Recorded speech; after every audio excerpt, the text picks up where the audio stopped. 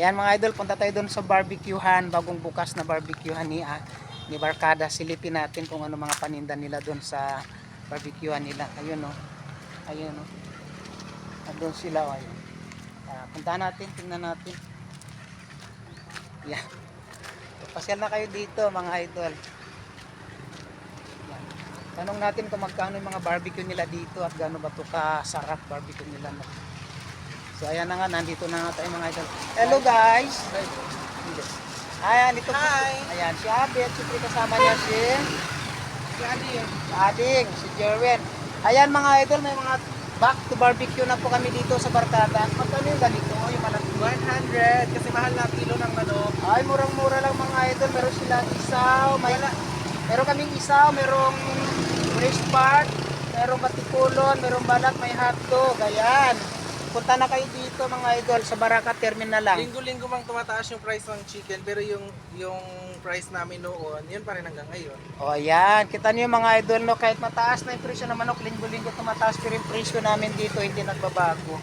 So ayan, nagpauling na po kami ngayon. So ready na kami para bintahan kayo ng aming barbecue. Yes! So, magkano naman yung isaw? Magkano yung isaw? Para 10 lang. Ayan mga idol, murang-mura, di ba? 10 piso lang yung isaw, ayan oh.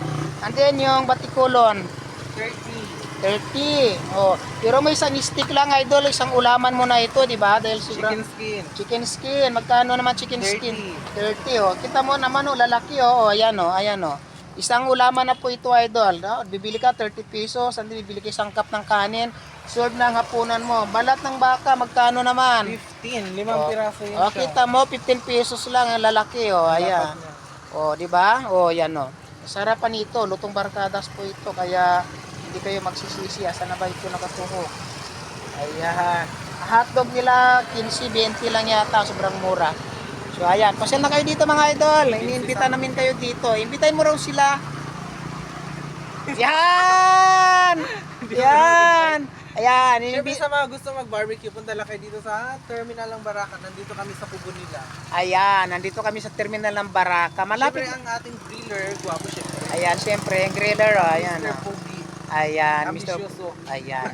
Malapit lang kami mga idol sa Jollibee. Ayun, Jollibee, nandyan lang sa harap po. Malapit lang kami. So, ayan mga idol, ano pa inaantay nyo? Pasyal na kayo dito. Kung ayaw nyo kumain doon sa restaurant, pwede po kayo ditong bumili ng barbecue at bumili ng kanin sa amin. Mayroon na po kayong hapunan. So, ayan, maraming salamat mga idol. Pasyal na kayo dito,